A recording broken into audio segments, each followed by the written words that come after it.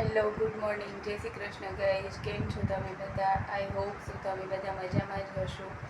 અત્યારે અમે ઘરનું બધું જ કામ પરવારી ગઈ છું. એક રસોઈ બાકી છે રોજના જેમ જ, અને નવરા થઈ ગયા અને બ્લોગ પણ ચાલુ કરી દીધું છે. તમે બ્લોગમાં કન્ટિન્યુ બન્યા રહેજો. ગાઈઝ, એક વાત શેર કરું તમારા લોકોથી કે કર્મ કોઈને છોડતા નથી. કર્મનો હિસાબ તો દરેકને આપવો જ પડે છે, કોઈ કે વહેલો તો કોઈ કે મોડો.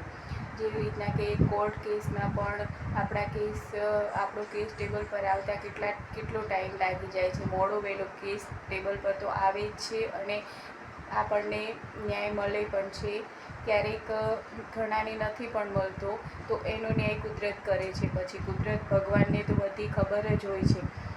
આ સરકારી નિયમો પ્રમાણે કદાચ છૂટી જાય એ લોકો, પણ ભગવાનના ઘરેથી તો એ ક્યારેય નથી છૂટતા. જે લોકો દોષી હોય છે અને બીજાને હેરાન કરે છે, જેમ કે મોડો વહેલો કેસ ટેબલ પર આવે છે, એવી રીતના કોઈકના મોડા કેસ ભગવાનના ટેબલ પર આવે, કોઈકના વહેલા આવી જાય તો એ લોકોને વહેલી સજા મળી જાય, ન્યાય મળી જાય. એવી રીતના કોઈએ એવું તો માનવું જ નહીં કે હું તો ગમે તે કરીશ પણ મને તો કાંઈ થશે જ નહીં.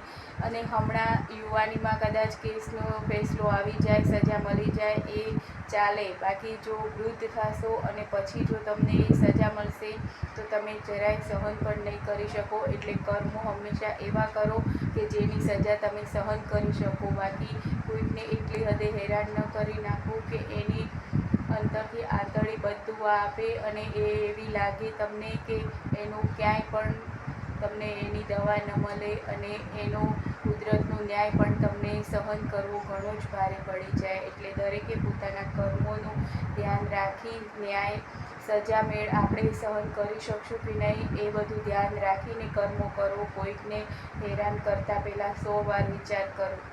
અને હા, ભગવાનની અદાલતમાં કોઈ રિશ્વતખોરી ચાલતી નથી, કોઈ પણ પ્રકારની લાંચ કે એવું કાંઈ પણ ચાલતું નથી. એટલે એવું વિચારવાનું જ નહીં કે અમે તો કાંઈ પણ કરીને છૂટી જશું.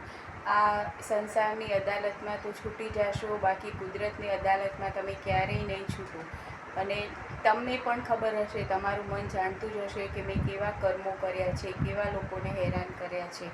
એટલે દરેકે પોતાના કર્મોની સજા તો ભોગવવી જ છૂટકો છે, ભોગવવી જ પડશે, આજે નહીં તો કાલે. ગાઈસ, બપોરે તો મગનું શાક, ભાત અને રોટલી બનાવે તો જમવામાં.